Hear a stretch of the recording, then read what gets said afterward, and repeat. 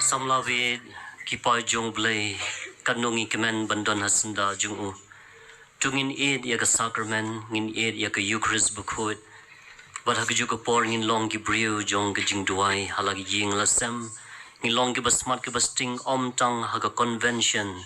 Henry ngin smart ngin sting ban lay shing mani. Ban duai berbor ban long ki atiar jong ka jing baha jing sup. Sedang ya ka jinget ban penklan halade. Da ka jinget ngin job ya ka jing bakala. Da ka jing kermen ngin penklan ya lade. Da ka jing id hau blay ngin roy ngin par.